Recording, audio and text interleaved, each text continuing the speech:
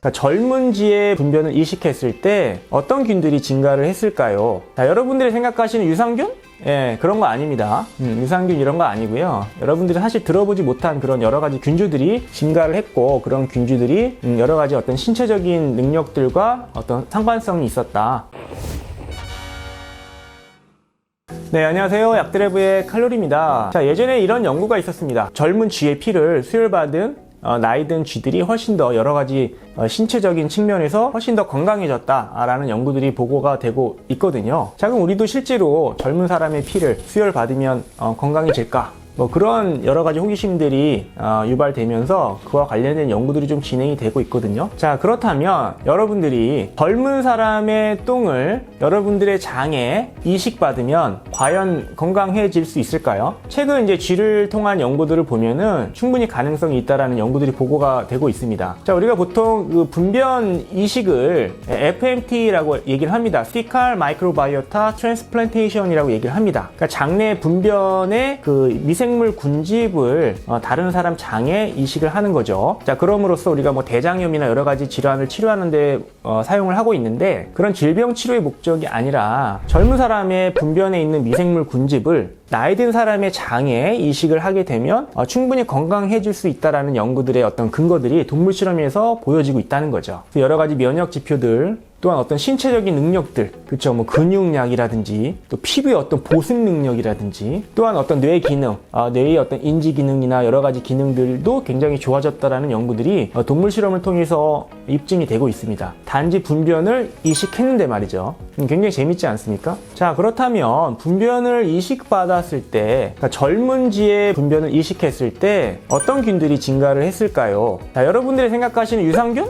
예, 그런 거 아닙니다. 유산균 이런 거 아니고요. 여러분들이 사실 들어보지 못한 그런 여러 가지 균주들이 증가를 했고, 그런 균주들이 여러 가지 어떤 신체적인 능력들과 어떤 상관성이 있었다. 그래서 그런 균주들이 굉장히 중요한 역할을 하지 않을까라고 지금까지는 생각을 하고 있는 겁니다. 아직 뭐 특정 어떤 균이 증가했기 때문에 그게 어떤 노화를 막고 신체 능력이라든지 여러 가지 뭐 피부 컨디션, 인지 능력 이런 것들을 좋게 해줬다라고 보기는 아직은 어렵습니다. 아직까지 연구가 많이 진행이 돼야 되는데요. 한 가지 우리가 좀 생각해 볼 거, 좀 주의 깊게 바라볼 것은, 그때 증가했던 균주들, 그러니까 이식을 받은 이후에 증가했던 균주들이 우리가 일반적으로 얘기하는 좀 유익균들에 속하는 균주들이 좀 많았다라는 사실입니다. 자, 그 중에 여러분들이 알만한 균주가 이제 비피도균입니다. 비피더스, 그쵸? 비피도 유산균, 뭐 비피더 박테리움, 뭐 이렇게 얘기를 하죠. 자, 사실 비피도균은 우리가 이제 젊을 때는 장에 좀 많이 살고 있지만, 상대적으로 많이 살고 있지만, 나이가 들면서 그 비율이 점점 줄어든다라고 알려져 있습니다. 자, 그렇다면 이 비피도균이 나이 들어서 줄어든 거기 때문에 이걸 좀 먹어주면 여러 가지 어떤 신체적인 노화를 좀 줄일 수 있지 않을까라고 뭐 생각해 볼 수도 있겠죠. 뭐 아직까지 확실하지는 않습니다. 그래서 어떤 비피도균이 좋냐 저도 잘 모릅니다. 단지 그런 어떤 가설을 예측을 좀 해볼 수 있는 것이죠. 또 그 이외에도 다양한 여러 가지 균주들이 분변 이식을 받은 이후에 좀 증가했다라고 보고가 되고 있는데요.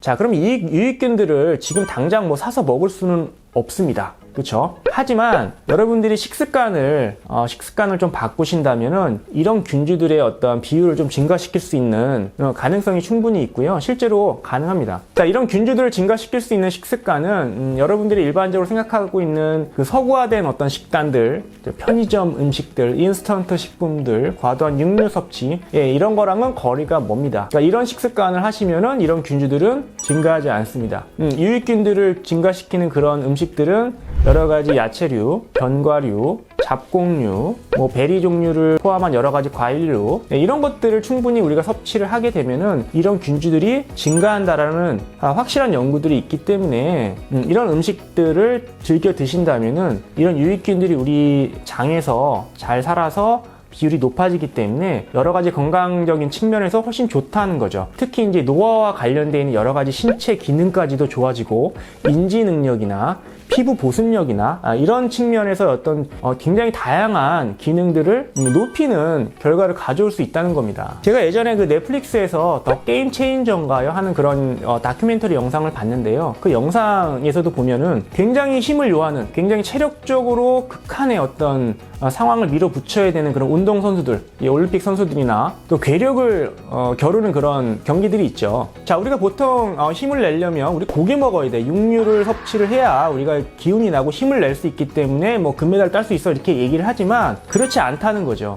거기 나오는 이제 선수들도 과거에 우리가 일반적으로 알려져 있듯이 육류 위주의 식습관을 하다가 채식으로 바꿨을 때 여러 가지 뭐 근력이나 지구력 등등의 어떤 신체 조건이 훨씬 좋아져서 기록이 좋아지고 그럼으로써 훨씬 더 좋은 퍼포먼스를 내고 있다라고 얘기를 하고 있습니다. 자, 이런 측면에서 봤을 때에도 뭐 인스턴트 식단, 뭐 편의점 음식들, 가공식품, 육류 위주의 어떤 식습관보다는 앞서 말씀드린 유익균을 좀 증가시킬 수 있는 여러 가지 잡곡류, 베리 종류, 견과류, 야채, 채소류들을 좀 충분히 드신다면은 뭐 여러분들 뭐 변비, 설사 이런 데만 좋은 것이 아니라 여러 가지 여러분들의 어떤 면역 지표들, 신체 능력들, 인지 능력들 다 좋아질 수 있다는 거죠.